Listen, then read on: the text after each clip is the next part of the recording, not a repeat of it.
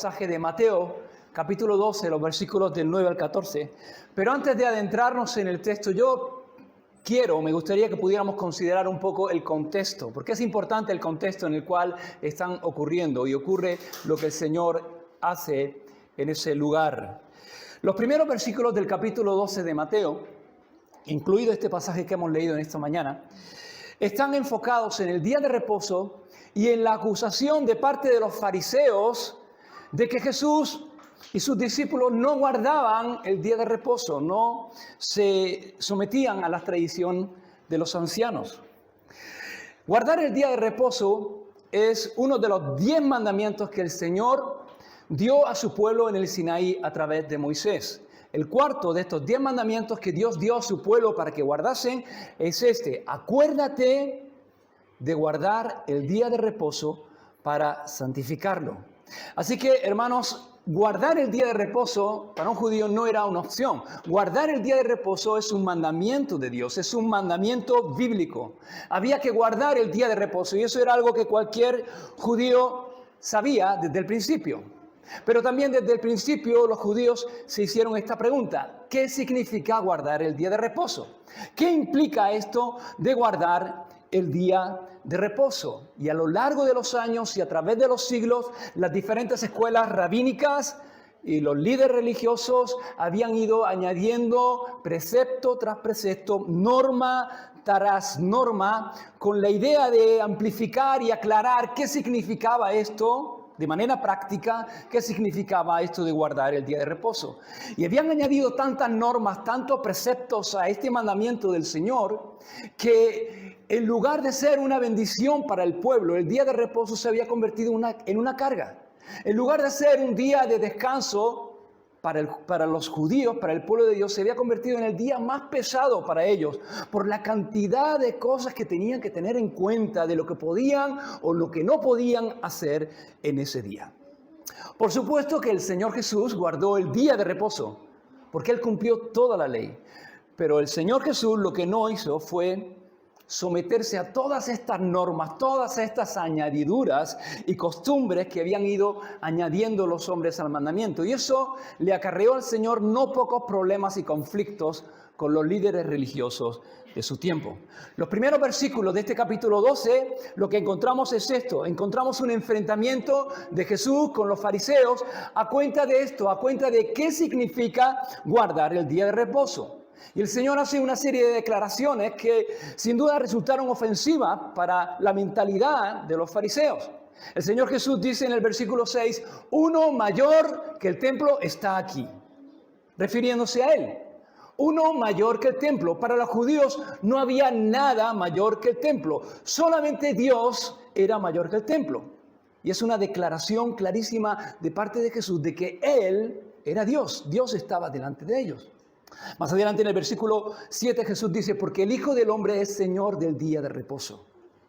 Y en esta conversación Jesús señala la ignorancia que los fariseos tenían de la Escritura, no tanto de la letra. Ellos conocían muy bien la letra, conocían pasajes completos de memoria, pero tenían un tremendo desconocimiento del espíritu, del significado de la Escritura. Porque este mandamiento, el mandamiento de guardar el día de reposo, como los otros 9 mandamientos, tenía el propósito de parte de Dios y fue dado por Dios para promover el amor a Dios y el amor a los hombres. ¿Os acordáis cuando un escriba, un fariseo, también vino a Jesús y le preguntó, Maestro, ¿cuál es el mandamiento más importante? ¿Cuál fue la respuesta del Señor? El Señor dijo, el mandamiento más importante, el más grande de los mandamientos es este: amarás al Señor tu Dios sobre todas las cosas. Y el segundo es semejante: amarás a tu prójimo como a ti mismo. Y concluye el Señor y dice, en estos 2 mandamientos se resumen toda la ley. Los primeros 4 mandamientos del Decálogo tienen que ver con nuestra relación con Dios. Los siguientes 6 tienen que ver con nuestra relación unos con otros. El Señor dice, si tú eres capaz, si somos capaces de amar a Dios sobre todas las cosas, y somos capaces de amar a nuestro prójimo como a nosotros mismos, cumplimos los mandamientos. Y Jesús está haciendo hincapié en esto, en que este mandamiento es un mandamiento que Dios había dado al pueblo para promover el amor a Dios y el amor a los hombres. Pero los fariseos no sabían nada de lo que era el amor por Dios ni de lo que era el amor por los hombres. Por eso Jesús les dice en el versículo 7, si supieseis lo que significa misericordia quiero y no sacrificio, no condenaríais a los inocentes. Pero no sabéis lo que significa la misericordia. Y no sabéis lo que significa el amor. Y por tanto, no podéis guardar bien este mandamiento conforme al propósito de Dios. Porque Dios ha dado este mandamiento y Dios ha dado todos los mandamientos para expresar y para desarrollar nuestro amor por Dios y por los hombres. Y el Señor hace hincapié en esto y reafirma que el día de reposo es un día que fue dado para la gloria de Dios y para el bien de los hombres. Y en estos versículos que hemos leído en esta mañana, lo que encontramos es un ejemplo de lo que significa esto. Y me gustaría que pudiéramos ver este pasaje, que podamos sacar algunas enseñanzas, 4 cosas que yo veo en este pasaje y luego al final algunas aplicaciones. Comienza el versículo 9 y hemos leído que dice que pasando de allí, el Señor Jesús pasando de allí, ¿de dónde?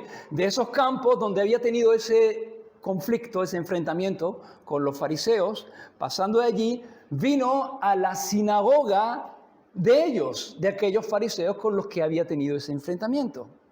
Y tal vez podíamos preguntarnos, ¿por qué vino?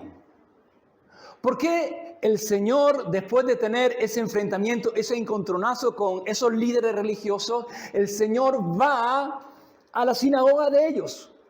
¿Por qué va a un lugar donde no es bien recibido? ¿Por qué va a un lugar donde no es querido, donde no le querían? ¿Por qué va a ese lugar? ¿Por qué va a la sinagoga de ellos en ese día de reposo? Y la pregunta es, ¿por qué Jesús guardaba el día de reposo? Jesús guardaba el día de reposo y la costumbre del Señor Jesús en el día de reposo era ir a la sinagoga. La sinagoga era el lugar donde los judíos se reunían en el día de reposo. ¿Para qué? Para adorar a Dios y para aprender de la Escritura. Mira, si había alguien que no necesitaba ir a la sinagoga para aprender de la Escritura, ese era Jesús. Porque Jesús es el autor de la Escritura. No había nada que pudiera él aprender de los maestros o de los rabinos judíos. Pero el Señor, cada día de reposo, estuviera donde estuviese, se encontrase donde se encontrase, en la ciudad que se encontrase, él buscaba una sinagoga y se reunía con el pueblo de Dios. Y con esto, hermanos, el Señor nos está mostrando la importancia de que como pueblo de Dios nos reunamos en un día como este, en el día de reposo para el cristiano, que es el domingo, para adorar al Señor juntos y para juntos poder aprender y escuchar de la palabra del Señor, hermanos. El Señor tenía esta costumbre, tenía esta buena costumbre. Para el Señor era importante en el día de reposo ir a la sinagoga.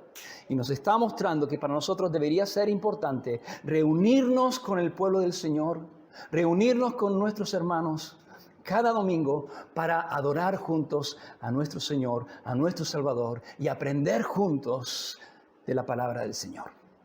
Así que esta es la primera razón que a mí se me ocurre por la cual el Señor va a la sinagoga de estos hombres, a un lugar donde no es bien recibido. La segunda razón por la cual Jesús va a esa sinagoga la encontramos en el versículo 10. Dice el versículo 10 que allí, en ese lugar, en esa sinagoga, había uno que tenía seca una mano. Había un hombre que tenía un problema, tenía una mano seca, es decir, tenía una mano inutilizada, estaba seca, estaba muerta, paralizada, deformada. No podía usar esa mano. Y Lucas, el pasaje paralelo, la misma historia, pero en el Evangelio de Lucas, nos dice algo más, nos da un detalle, nos dice que la mano que tenía seca era la mano derecha. Para colmo, la mano derecha. Y sabemos, hermanos, no sabemos muy bien cómo este hombre llegó así, a estar así. No sabemos si era una enfermedad de nacimiento, si era algo congénito. No sabemos si fue por una enfermedad o por un accidente. No lo sabemos y tampoco es muy importante. Simplemente sabemos que había una mano que estaba seca, inutilizada, no podía usarla, no podía moverla para nada. Lo que sí sabemos es que esto era un gran problema para este hombre. ¿Por qué? Porque en aquel tiempo no había trabajos de oficina, no había trabajos de conserje, no había trabajos de vigilantes y de ordenanzas. La mayoría de los trabajos en aquel tiempo eran trabajos manuales, para los cuales se necesitaban las dos manos. Trabajos en el campo, o trabajos como artesanos, como carpinteros, como albañiles. Eran trabajos para los cuales se necesitaban las dos manos. ¿Quién iba a contratar a un hombre con una mano seca? Si tú fueras un empresario y tuvieras que contratar a alguien para que te hiciera un trabajo para el cual se necesitan las dos manos, ¿tú a quién ibas a contratar? ¿A uno que tuviera sus dos manos secas o a uno que solamente puede usar la mano y encima la izquierda? Así que no es descabellado pensar que este hombre tuviera problemas para sostenerse a sí mismo. Y es muy probable que este hombre dependiese de la caridad de otras personas. Te tuviera que dedicar a pedir limosna y a depender de otros para su sustento, hermanos. Y hermanos, en cierta medida, y pensando en esto, en cierta medida o en buena medida, este hombre no nos representa a cada uno de nosotros antes de que Jesús viniera a nosotros.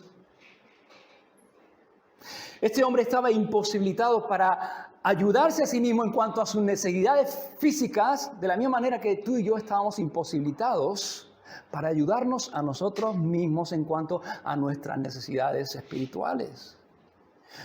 ¿Cómo estábamos antes de que el Señor viniese a nuestra vida? No estábamos, hermanos, no teníamos nuestras manos secas, hablando espiritualmente. Nuestras manos no estaban secas, no estábamos atrofiados, no estábamos deformados por causa del pecado, no podíamos hacer nada para salvarnos a nosotros mismos, era absolutamente imposible, imposible, no podíamos ayudarnos para salvar nuestras almas, para salvar a nuestras vidas, no podíamos acercarnos a Dios por causa de nuestro pecado, era imposible. No había nada que tú y yo pudiéramos hacer para salvarnos, para ayudarnos en cuanto a nuestra necesidad espiritual. Como aquel hombre no podía hacer nada para salvarse y ayudarse a sí mismo en esa necesidad física que él tenía. Y aquí encontramos, hermanos, la primera enseñanza que podemos extraer de este pasaje. Este pasaje, hermanos, nos habla acerca de la obra de Jesús, pero no solamente de la obra de Jesús en ese hombre, sino de la obra de Jesús en cada uno de nosotros, porque el Señor vino allí donde nosotros estábamos para ayudarnos allí donde nosotros no podíamos ayudarnos. Como ese hombre. Ese hombre no podía ayudarse a sí mismo, pero aquel día, aquella mañana, Jesús llegó a aquella sinagoga y allí estaba ese hombre con su necesidad. Y lo que vemos, hermanos, es que no fue aquel hombre el que buscó a Jesús. No fue aquel hombre el que vino a Jesús. Fue Jesús el que vino a aquel hombre. Fue Jesús el que llegó hasta el lugar donde se encontraba ese hombre en su necesidad. Y hermanos, no fuimos ni tú ni yo los que buscamos al Señor. Fue el Señor el que vino a buscarnos a cada uno de nosotros. Dice la Biblia que Él vino a buscar y a salvar lo que se había perdido. Y de la misma manera que Jesús llega a ese lugar, a un lugar donde no es bien recibido, a un lugar donde es despreciado, y vino a ese lugar para alcanzar a ese hombre en su necesidad, dice la Biblia que Jesús se despojó de su gloria y vino a un lugar donde no fue bien recibido. Dice que Jesús vino a los suyos, pero los suyos no le recibieron. Los suyos le rechazaron. Jesús no vino a un mundo que le amaba. Jesús vino a un mundo que le despreció, a un mundo que le aborrecía, pero vino a este mundo, hermanos, porque tú y yo necesitábamos tener un encuentro con Él. Vino hasta nosotros porque nosotros no podíamos ayudarnos a nosotros mismos. Y no fuimos nosotros los que nos acercamos al Señor. Fue Dios el que se acercó a nosotros a través de su Hijo. Fue Dios el que se hizo cercano a nosotros, se puso a nuestro alcance y Él puso a nuestro alcance el poder para nuestra salvación. La solución para la situación de nuestra alma. Entonces, hermanos, todos podemos identificarnos con este hombre en dos cosas. Uno, en su necesidad, en su imposibilidad. Este hombre no podía ayudarse a sí mismo. Y dos, en la forma en la cual fue alcanzado. Porque fue la misma forma en la cual tú y yo fuimos alcanzados. No podíamos acercarnos al Señor. No podíamos ir al Señor por causa de nuestro pecado. Entonces el Señor vino a nosotros y se acercó a nosotros. Y vino allí donde nosotros estábamos para ayudarnos en aquello en lo cual nosotros no podíamos ayudarnos. Entonces el Señor llega a ese lugar. Y cuando llega a ese lugar, los mismos fariseos con los cuales Él había estado discutiendo en los campos, se acercan a Él y en el versículo 10 le hacen una pregunta. Y la pregunta que le hacen ¿es lícito? ¿Es legal? ¿Es conforme a la ley? ¿Se puede sanar a un hombre en el día de reposo?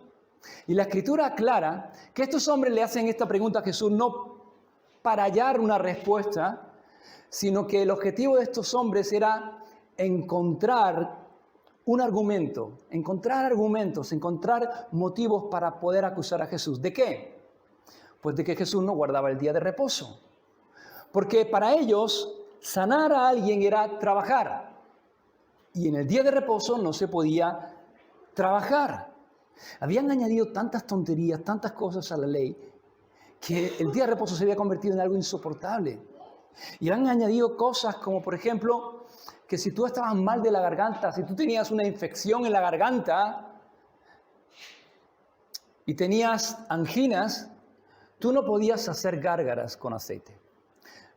Cuando una persona tenía una infección de garganta, una inflamación en la garganta, lo que los judíos hacían para remediar eso era hacer gárgaras con aceite.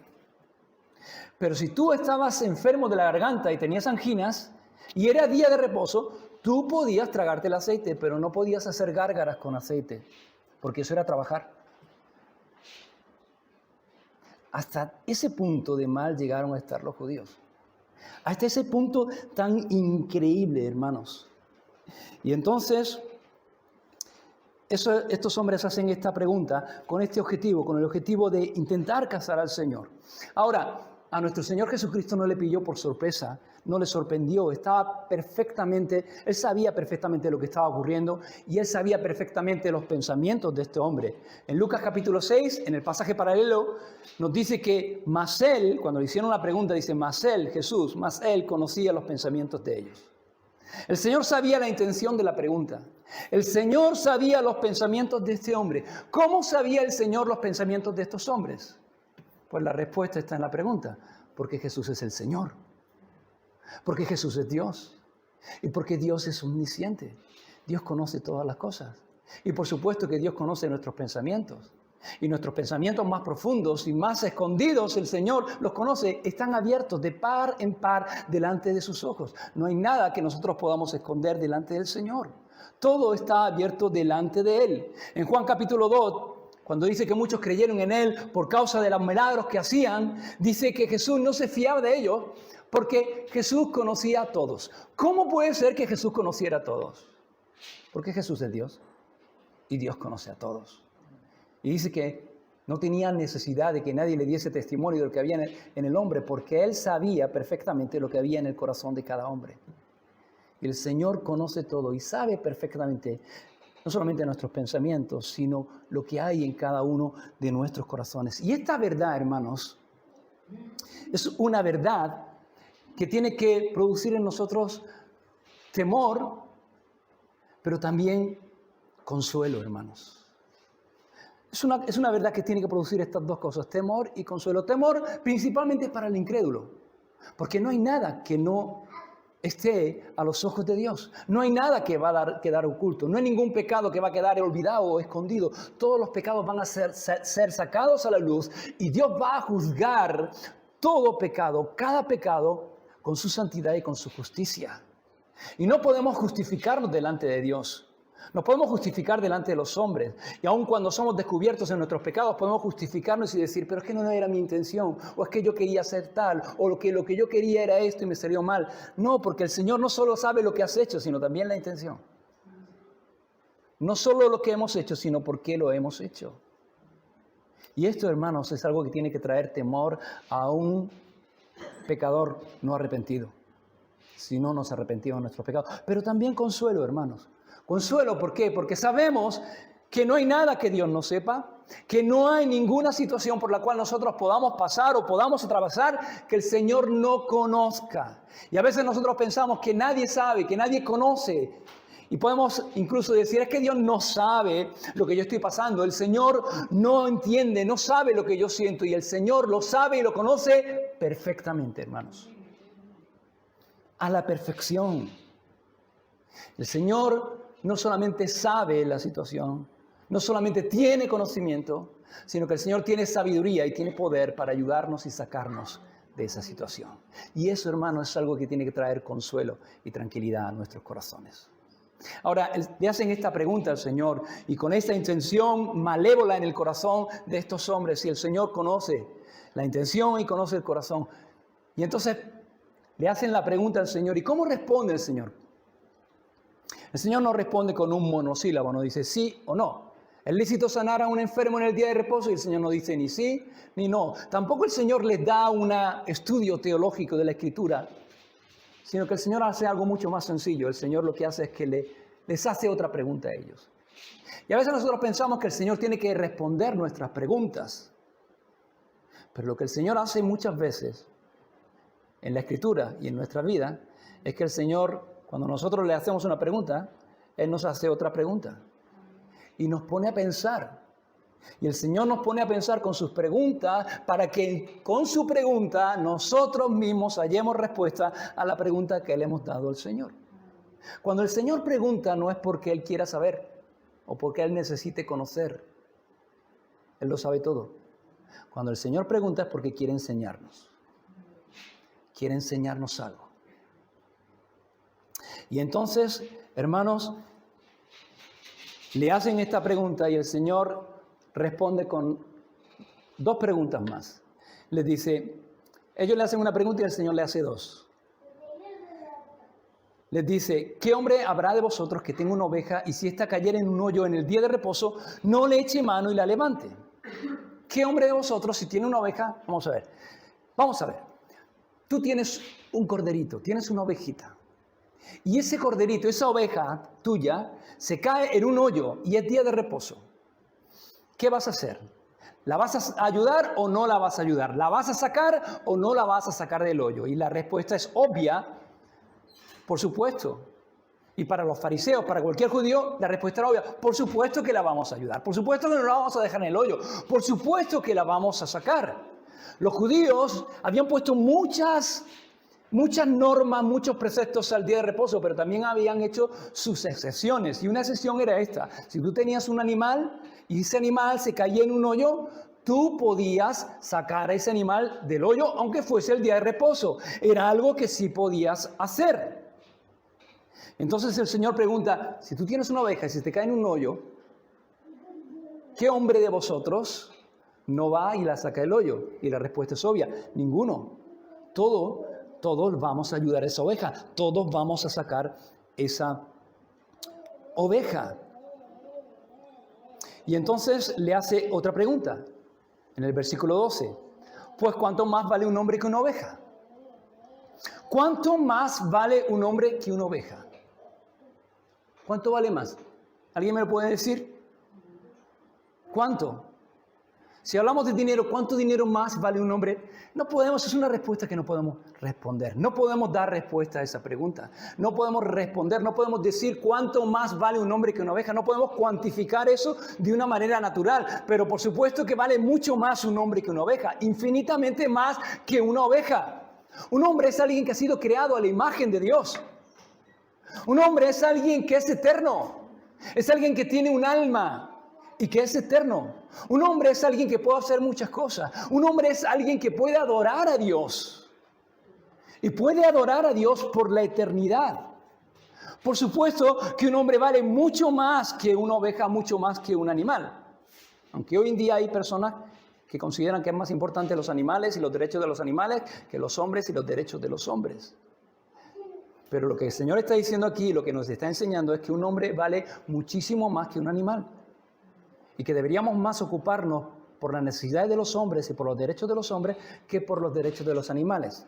Y no digo que no nos ocupemos de eso, pero que nos debemos ocupar mucho más en las necesidades y en los derechos de los hombres que de los animales. Y el Señor está poniendo en orden esta cosa, pero por supuesto que vale mucho más. Por supuesto, no hay comparación. Y eso es obvio. Y ellos mismos también saben. Claro, vale mucho más. No responden, pero ellos saben y están pensando, por supuesto que vale mucho más un hombre que una oveja. Y entonces el Señor contesta y concluye de una manera muy lógica y dice, pues si ayudamos a una oveja, aunque sea día de reposo, con más razón debemos ayudar a un hombre, aunque sea día de reposo, un hombre vale mucho más. Por consiguiente es lícito sanar y hacer el bien en el día de reposo. Es lícito sanar a un hombre en el día de reposo. Si es lícito ayudar y hacer el bien a una oveja en el día de reposo, ¿cómo no va a ser lícito hacer el bien y ayudar a un hombre en el día de reposo? Y la lógica del Señor es aplastante. En Marcos capítulo 3 nos dice que el Señor le hizo también esta pregunta. Les dijo, ¿es lícito en el día de reposo hacer el bien o hacer el mal? ¿Salvar la vida o quitarla? El Señor les dice, venid aquí, venid, a los líderes religiosos, venid. Os voy a hacer una pregunta. ¿El día de reposo es algo que Dios ha instituido? ¿Sí? Sí. Es un día para santificarlo delante del Señor. Un día especial delante del Señor. ¿Sí? Sí. Muy bien. ¿Qué agradará al Señor en el día de reposo? ¿Hacer el bien o hacer el mal? ¿Qué agradará al Señor? ¿Qué agradará al Señor? ¿Salvar la vida o quitar la vida? Es obvio. Cualquiera de nosotros podríamos haber respondido esas preguntas. No hace falta conocer mucho para responder y responder bien a esa pregunta. Pero dice que estos hombres no respondieron. Estos hombres se callaron. Cerraron la boca, no contestaron. Se quedaron sin argumentos, pero no contestaron. No dijeron nada. Y esta es la segunda cosa que vemos en este pasaje. La primera cosa que vemos en este pasaje es que este pasaje tiene que ver con la obra que el Señor hizo en ese hombre, pero también con la obra que hizo el Señor en nosotros. La segunda cosa que vemos es el conocimiento del Señor. El Señor conoce todo y la sabiduría del Señor. El Señor no solamente conoce tu situación, sino que Él es sabio. Y Él conoce y Él sabe cómo tienes que salir de cada situación y de cada circunstancia. Y la tercera cosa que vemos tiene que ver con esto. Porque a pesar de que el Señor les ha hablado tan claramente que le han dejado sin palabras y es evidente y ellos mismos tienen que reconocer, tienes razón, Señor, estos hombres no cambiaron su actitud. Y esto nos lleva a la tercera cosa y es que vemos en este pasaje y es el verdadero problema del hombre. Porque ¿cuál era el verdadero problema de estos hombres? Dice que Jesús, cuando le hace estas preguntas y ellos callan, dice que el Señor Jesús entonces dice que mirando alrededor, mirando a cada uno de ellos, dice que se enojó y se entristeció por la dureza de sus corazones. La actitud de estos hombres produjo en el Señor dos cosas. Uno, enojo, enfado. Se indignó. Se indignó. Porque por su orgullo, por su soberbia, ellos querían impedir que el Señor hiciera bien a un hombre que estaba necesitado. Y hermanos, es lícito airarnos, enfadarnos, no es tanto airarnos, pero sí enojarnos y enfadarnos con la injusticia y con el pecado. Pero el Señor no solamente se indignó, dice que se entristeció. ¿Y cuál fue la razón por la cual se entristeció? Dice que se entristeció por la dureza del corazón de estos hombres. Hermanos, el pecado tiene que producir en nosotros estas dos cosas. Indignación, pero también lágrimas. Lágrimas. Como decía el salmista en el Salmo 119, versículo 36, dice, ríos de agua descendieron de mis ojos. ¿Por qué? Porque no guardaban tu ley. Porque pecaban, porque eran pecadores. Y el salmista lloraba al ver el pecado, porque el pecado es una ofensa contra Dios y eso nos indigna. Pero el pecado también es algo que trae y acarrea mucha desgracia y mucho dolor al ser humano. Y finalmente le lleva a un lugar de condenación y eso debe cargar nuestros corazones también. Y es increíble porque Jesús le está hablando con una lógica irrefutable, pero estos hombres no cambian, no quieren ser convencidos, no hay un cambio de actitud, tienen un orgullo demasiado grande para reconocer que el Señor tiene razón, y en la medida que el Señor no se va amoldando a sus pensamientos y a sus costumbres, cada vez hay más rencor en su corazón hacia el Señor. ¿Y cuál es la raíz? ¿Cuál es el problema de estos hombres? Dice Marcos, capítulo 3, versículo 5, que el Señor los miró con tristeza por la dureza de sus corazones.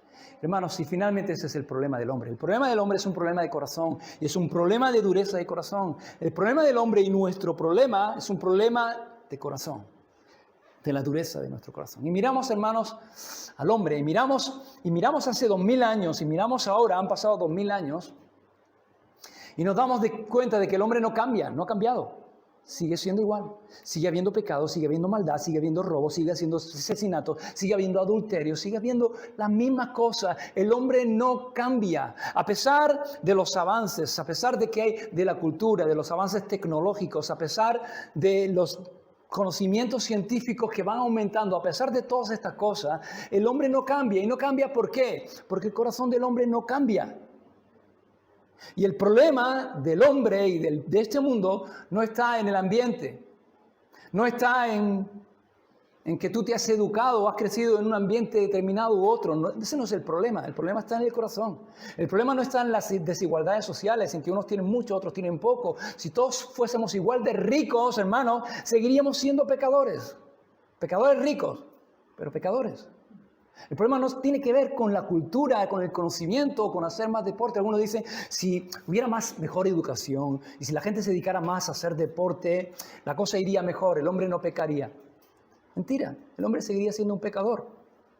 Un pecador muy educado, con mucha educación, pero un pecador, hermanos. Un pecador muy en forma, con un buen tipo, pero un pecador. Porque el problema no está en esas cosas, el problema está en el corazón. Y Jesús lo dijo. Jesús dijo, porque del corazón salen los malos pensamientos, los homicidios, los adulterios, las fornicaciones, los hurtos, los falsos testimonios, las blasfemias. Y todo eso, hermanos, ¿de dónde sale? Del corazón del hombre. Y tú vas y predicas el evangelio y le muestras a las personas la necesidad de su alma, le muestras a las personas a Cristo y la obra de Cristo, le predicas el evangelio, hermanos, ¿y cuál es su reacción? Rechazan al Señor, rechazan a Cristo. ¿Por qué? ¿Dónde está el problema? El problema no está, hermanos, en tu exposición. El problema, hermanos, no está en que ellos no puedan entender el mensaje, el problema está en la dureza de su corazón. El problema está en que necesitan una obra del Espíritu Santo en sus vidas para que quebrante esa roca de corazón que tienen con el martillo de su palabra. El problema está en que esas personas necesitan que el Señor abra ese corazón para que la palabra penetre dentro de ese corazón y realmente pueda producir esa sanidad que necesitan. El problema está en el corazón, hermanos. Y ese era el problema, la dureza de su corazón. El problema no está en que no podían creer en Jesús, es que no querían creer en Jesús. ¿Por qué? Porque amaban su pecado, porque amaban su estilo de vida, porque amaban más las tinieblas que la luz. Y la luz que traía el Señor les molestaba, les estorbaba. Y ese es el problema, hermanos. Por eso, hermanos, cuando predicamos el Evangelio, no solamente tenemos que predicar, tenemos que orar. Para que cuando hablemos a nuestros familiares, a nuestros compañeros, el Señor abra el corazón.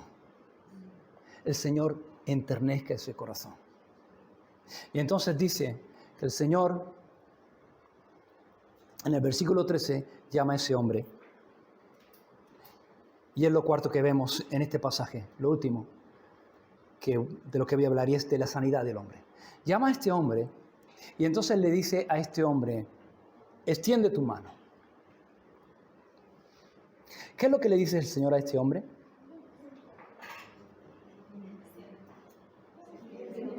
Extiende tu mano. ¿Cómo, Señor? Extiende tu mano. ¿Cómo que extienda mi mano? Pero, Señor, es que no estás viendo. Es que no te has dado cuenta todavía que esta mano está muerta, está seca. No puedo mover mi mano. Es imposible. Es que no estás viendo, no te das cuenta, Señor. Pero el Señor no le hace una pregunta, no le dice, ¿puedes extender tu mano? Si el Señor hubiese dicho a este hombre, ¿puedes extender tu mano? Habría dicho, no puedo. Tampoco le expresa un deseo. No le dice, me gustaría que extendieras tu mano. Este hombre habría respuesto, y a mí también me gustaría, pero no puedo. No puedo. Pero el Señor no le expresa un deseo, no le hace una pregunta. El Señor le da una orden. El Señor le dice, extiende tu mano, y le dice que haga aquello que precisamente no podía hacer, aquello para lo cual estaba imposibilitado, y Jesús lo sabe que este hombre no puede, pero dice la palabra y da la orden, y con su palabra va el poder para que ese hombre pueda hacer lo que no había podido hacer nunca, hermanos.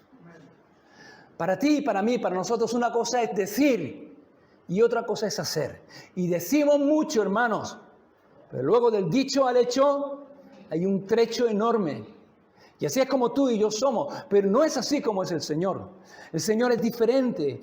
Cuando Cristo dice algo, lo que Cristo dice, decir y hacer para el Señor es lo mismo. Lo que Él dice se hace. Y nada puede resistir su mandato. Nada puede resistir su palabra. Por su palabra fueron hechos los cielos y la tierra. Toda la creación fue hecha por su palabra. El Señor dijo, sea la luz. Y fue la luz. El Señor dijo, sean los montes, sean los valles, sean los mares. ¿Y qué? Fueron hechos los montes, los valles y los mares. El Señor está en medio de una tormenta furiosa y el Señor dice al viento y a la mar, calla, enmudece, y el viento y el mar callan y guardan silencio. El Señor dice a una tormenta, cálmate, y en un momento, en un segundo, esa tormenta embravecida que amenazaba con hundir la barca se convierte en un enlosado, en dulce calma. El Señor le dice a un enfermo, sé sano, y el enfermo se sana. El Señor le dice a un muerto, levántate, y el muerto se levanta. Y encontramos al Señor Jesús en Betania delante de una tumba de un muerto que llevaba 4 días en la tumba y que estaba ya descomponiéndose, olía mal. Y el Señor dice, quita la piedra, y sale la palabra de Jesús y dice, Lázaro, sal fuera. Y Lázaro salió fuera, vestido de muerto, pero vivo, porque la palabra del Señor entró donde había muerte, y donde la palabra del Señor, cuando la palabra del Señor entra allí donde hay muerte, produce vida. Y este hombre tenía la mano muerta, pero el Señor dice, extiende tu mano. Y con la palabra del Señor vino el poder. Y de repente los nervios, los músculos, los tendones, los huesos, todo lo que estaba mal, de repente comenzó a estar bien y fue sanado. Y de repente con la palabra, con el mandato del Señor, vino la sanidad y el poder para que ese hombre pudiera hacer lo que no podía hacer. Porque en su palabra hay poder, en su palabra hay sanidad, en su palabra hay salvación. ¿Y qué es lo que hizo este hombre? Lo único que hizo este hombre es tener fe. Lo único que hizo este hombre es confiar en la palabra de Jesús y obedecer a la palabra del Señor. El Señor le dice, extiende tu mano, y este hombre sabía que no podía hacerlo, no había podido. Es posible que muchas veces, cientos de veces, miles tal vez, él había intentado mover esa mano que estaba seca. Él había intentado mandar una orden desde su cerebro a través de sus terminales nerviosas para que esa mano se moviera y nunca había podido. Y sabía que no podía, pero esta vez lo hizo de una manera diferente. Esta vez lo hizo confiando, apropiándose de la palabra del Señor, confiando y creyendo en la palabra de Jesús. En tu nombre, Señor. Como Pedro, ¿os acordáis de Pedro? Toda la noche sin pescar nada. El Señor le dice, vamos a pescar. Y le dice, echa la red. Y Pedro dice, y no han pescado nada. Toda la noche no habían podido pescar. No habían podido. El Señor le dice, echa la red. Y Pedro dice, mira, toda la noche hemos estado sin pescar nada, no es tiempo de pesca, por el día no se pesca. No sé, yo sé que tú eres carpintero, pero de pesca sabes poco, porque por el día no se pesca. No hemos podido pescar nada en toda la noche, pero en tu palabra. Y el Señor y Pedro echa la red de su palabra, y de repente la red se llena de tal manera que no pueden sacarla. Y no había podido, pero con la palabra del Señor viene el poder. Y Pedro está con los discípulos en la barca, con los otros discípulos, y están remando y el viento les es contrario. Y viene el Señor caminando por el mar y todos se asustan porque piensan que es un fantasma y el Señor les habla. Y viene la voz del Señor y le dice, no temáis, yo soy. Y con la voz del Señor viene el poder también para no temer. Y entonces Pedro dice, Señor, si tú eres, manda que yo vaya a ti caminando sobre las aguas. Y Pedro sabía que no podía caminar sobre las aguas. Nunca había podido caminar sobre las aguas. Pero esta vez, Pedro pone su confianza en la palabra de Jesús. Abraza la palabra de Jesús. Cree en la palabra de Jesús. Y sale de la barca y comienza a caminar sobre el mar. Porque con la palabra del Señor viene el poder para hacer aquello que el Señor nos dice que hagamos. Y hermanos, con la palabra del Señor viene el poder para hacer aquello que el Señor nos manda hacer. En la palabra del Señor encontramos mandatos y encontramos promesas. Y con la palabra del Señor viene el poder para hacer aquello que Dios nos manda y el poder para recibir aquello que Él nos ha prometido a cada uno de nosotros.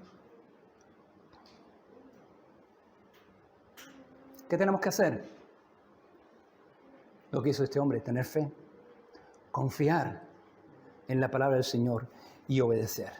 La pregunta, hermanos, es ¿por qué no confiamos en la palabra del Señor?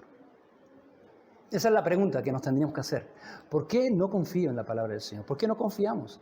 Y si nos miramos a nosotros mismos, muchas veces nuestro mayor problema es la falta de confianza que tenemos en la palabra del Señor.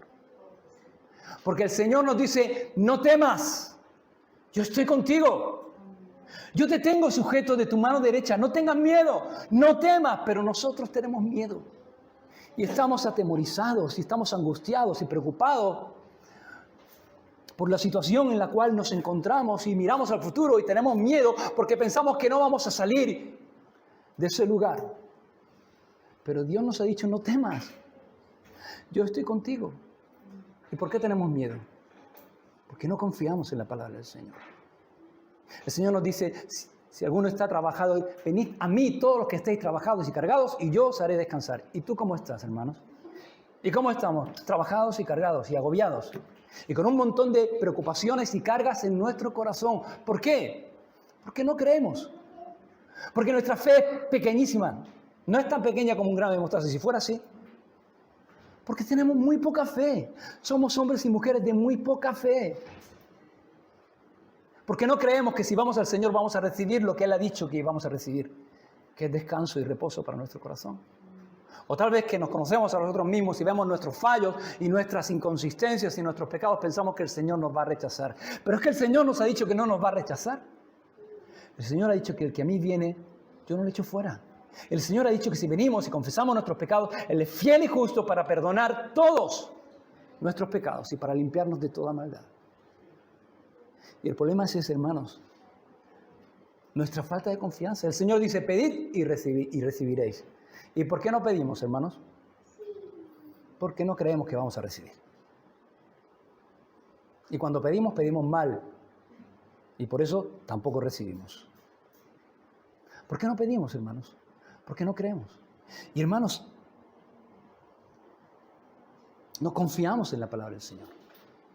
Y cuando no creemos lo que Dios nos dice, ¿qué estamos haciendo? Estamos tomando a Dios por mentiroso. Y eso es muy grave, hermanos. Tomar a Dios por un mentiroso es muy grave. Cuando nosotros no creemos que lo que el Señor nos está diciendo es verdad, lo estamos tomando como un mentiroso. Y el Señor es veraz. Y el Señor es confiable. Y hermanos, y si el Señor ha dicho que podemos, hermanos. Si el Señor ha prometido, Él nos va a dar. Porque Él es fiel a su palabra. Él lo va a hacer. ¿Qué hizo el Señor aquel día? Aquel día el Señor glorificó el nombre de su Padre. Y aquel día el Señor hizo bien a un hombre que estaba necesitado. En un día de reposo. Y el Señor es nuestro ejemplo. Y en un día como este, hermanos, ¿cuál debe ser nuestro objetivo? Yo no sé para qué vienes aquí. No sé por qué es la razón por la cual estamos aquí o tú has venido aquí esta mañana. A lo mejor vienes aquí porque te sientes bien recibido. O porque sientes que te tratan bien. Pero, ¿sabes? El Señor fue a la sinagoga aunque no era bien recibido. Y aunque no le iban a tratar bien. Y está bien, hermanos, que seamos bien recibidos en la iglesia. Tenemos que recibir bien a las personas. Las personas se tienen que sentir bien en la casa del Señor porque es la casa del Señor. Y cuando las personas vienen a este lugar, no vienen buscándote a ti ni a mí, sino al Señor. Y el Señor recibe a todos y nosotros tenemos que recibir bien a todas las personas que vengan a este lugar. Pero ese no debe ser el objetivo, hermanos. No debemos venir para eso. Debemos venir para adorar al Señor, para aprender de su palabra, para glorificar el nombre del Señor, para hacernos bien unos a otros, para edificarnos, para servirnos, hermanos. Eso es lo que el Señor hizo. ¿Qué hicieron los judíos? Cuando vieron el milagro, cuando vieron a este hombre que conocían bien a este hombre, era de la sinagoga de ellos, que tenía la mano seca, de repente que este hombre, su mano es restaurada completamente y tiene toda su fuerza y tiene todo su vigor. Estos hombres entonces comenzaron a alabar al Señor y cayeron delante del Señor de rodillas diciendo, tú eres Dios. Porque hemos visto que tú conoces los corazones. Hemos visto que tú tienes una sabiduría que no podemos soportar. Y hemos visto que tú puedes traer vida allí donde hay muerte. ¿Eso es lo que hicieron estos hombres? Dice que estos hombres Cabría esperar por lo menos que reconocieran que lo que el Señor decía era verdad. Pues tiene razón, ¿no? O al menos que saliesen en silencio pensando en lo que habían oído y habían visto. Y buscando que el Señor realmente abriera sus corazones. Pero estos hombres salieron y dice que lo primero que hicieron, dice que salidos de allí, salidos los fariseos, tuvieron consejo contra Jesús para destruirle. Qué dureza de corazón, hermanos. Qué corazones más duros, hermanos. Estos hombres quieren destruir al Señor y se reúnen para organizar de qué manera van a destruir a Jesús. Qué dureza de corazón. Tenían problemas, hermanos, con la curación de un hombre en el día de reposo. Tenían problemas con que el Señor hiciera bien a un hombre en el día de reposo, pero no tenían ningún problema con reunirse para hacer mal a un hombre en el día de reposo. Tenían problemas con que Jesús hubiera dado vida a este hombre, vida a ese brazo que estaba muerto, pero no tenían ningún problema para reunirse y diseñar la muerte, matar a Jesús. Qué dureza de corazón, qué corazón tan duro, hermanos. Que el Señor nos guarde, hermanos. Que el Señor nos libre y nos guarde de tener un corazón duro y de endurecer nuestros corazones delante del Señor, hermanos. Que el Señor nos libre del orgullo, de creernos que sabemos más que Dios, de creernos que sabemos más que nadie. Que el Señor, hermanos, nos dé un corazón tierno, sensible a su voz y sensible a su dirección. Un corazón tierno que nos haga humillarnos cuando nos damos cuenta de nuestros errores, de nuestras equivocaciones y venir a los pies del Señor y decir, Señor, perdóname, Señor, reconozco que estaba equivocado, reconozco que mi pensamiento estaba muy lejos de tu pensamiento. Que el Señor nos haga humildes, hermanos. Qué dureza. Algunas lecciones, hermanos, para terminar, algunas aplicaciones que podamos extraer de este pasaje. 3 cosas, rápidamente. En primer lugar, ¿qué podemos aprender de este pasaje o qué podemos aplicar de este pasaje? Lo primero que podemos aprender es que agregar tradiciones o nuestros pensamientos a lo que la palabra del Señor dice siempre es muy peligroso, hermanos. Es lo que hicieron estos hombres, es lo que hicieron las diferentes escuelas rabínicas y estos fariseos. Añadieron cosas al mandamiento y corrompieron el propósito del mandamiento. Agregaron tantas tradiciones, tantos pensamientos de hombres al pensamiento de Dios, que finalmente el pensamiento de Dios quedó completamente diluido y completamente cubierto por el pensamiento del hombre, de tal manera que ya no era el mandamiento de Dios, eran mandamientos de hombres. Ya no era el pensamiento de Dios, eran sus propios pensamientos, hermanos. Y la palabra de Dios trae vida, pero cuando nosotros diluimos la palabra de Dios en nuestra palabra, eso se convierte en muerte, hermanos. No trae vida, trae muerte, trae condenación, hermanos. La palabra tiene poder para traer vida, pero nuestra palabra no, hermanos. Y cuando nosotros mimetizamos y corrompemos la palabra de Dios con nuestros propios pensamientos, estamos quitándole ese poder a la palabra. Y tenemos que tener cuidado, hermanos, hermanos, tenemos que tener cuidados de no ser hombres que hablen a través de Dios, sino que seamos hombres que Dios use para hablar a través de nosotros. Porque hay muchos que utilizan a Dios y que utilizan la palabra de Dios para hablar lo que ellos quieren, lo que tienen en su corazón. Y lo que tenemos que ser es hombres y mujeres que Dios usa no para hablar lo que hay en nuestro corazón, sino lo que hay en el corazón del Señor. Entonces, hermanos, tenemos que tener cuidado de no elevar tradiciones y costumbres a un nivel de mandamiento de parte del Señor. Son tradiciones y costumbres. Es que mis padres, es que en mi casa mi gente lo hace de esta manera, de esta forma. Es que de la iglesia de donde yo vengo se hacía de esta otra manera. Hermanos, mira, no tengo nada ni contra tus padres, ni contra tu gente, ni contra la iglesia en la cual tú hayas estado antes, pero no se trata de eso, hermanos. Se trata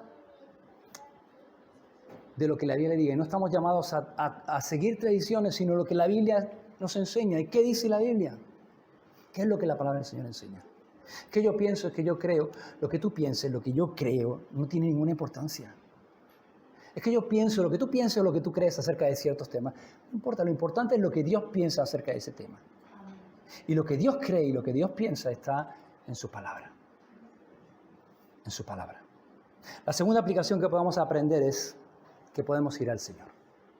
Vayamos al Señor. Podemos ir al Señor si tenemos las manos secas, como este hombre. Y puede que tengamos las manos secas, puede que no podamos hacer nada para agradar a Dios. Puede que tengamos las manos secas, puede que tengamos los pies secos, no podemos caminar de una manera que agrade a Dios, no podemos hacer lo que a Dios le agrada. Puede que tengamos nuestros ojos secos, no podemos ver la obra de Dios, no podemos ver las cosas de Dios. Puede que tengamos el corazón seco, que sintamos que estamos vacíos, que hemos perdido el propósito, el sentido. Y el Señor te dice, extiende tu vida, extiende tu corazón, porque el Señor quiere dar vida allí donde está muerto y quiere darnos la capacidad para caminar de tal manera que glorifiquemos su nombre, para obrar con nuestras manos de tal manera que podamos bendecir a otros y ser de bendición. Y quiere abrir nuestros ojos para que podamos ver y podamos conocer su voluntad. El Señor puede traer vida allí donde está seco. Y tercero, hermanos, y termino, confiemos en que Dios nos ayudará a salir del hoyo. El Señor nos va a ayudar a salir del hoyo. El Señor Jesús dice, ¿qué hombre de vosotros que tenga una oveja, si ésta cayera en un hoyo en el día de reposo, no le eche mano y la levante? Y la respuesta es, ninguno. Y parafraseando al Señor Jesús, hermanos, y creo que no estoy sacando de contexto cuando hago esta aplicación, no estoy diciendo algo que no sea correcto conforme a la palabra. Parafraseando al Señor Jesús, que dijo, si nosotros o si vosotros siendo malos tenéis una oveja y se cae y la saquéis del hoyo, ¿cuánto más vuestro Padre Celestial, que es bueno, no os sacará a vosotros, que sois sus hijos, que sois sus ovejas, de los hoyos en los cuales podáis estar o podáis caer? El Señor nos va a sacar del hoyo, seguro. Podemos estar seguros de que el Señor no nos va a dejar en el hoyo. El Señor nos va a sacar de ahí. Decía el salmista en el Salmo 40, versículo 1 y 2. Pacientemente esperé al Señor y se inclinó a mí y oyó mi clamor y me hizo sacar del pozo de la desesperación, del lodo cenagoso, y puso mis pies sobre peña y enderezó mis pasos. Y esa fue la experiencia de David, la experiencia del salmista. Yo estaba en un pozo. Yo me sentía como en una ciénaga. Yo sentía que mi vida se hundía y se hundía y se hundía, y que sentía y pensaba que no había remedio para mí, pero clamé al Señor en mi desesperación, y estaba desesperado, sin esperanza. Clamé al Señor y el Señor me sacó del pozo de mi desesperación y me puso en un lugar firme, en un lugar espacioso, mis pies sobre la roca que es Cristo.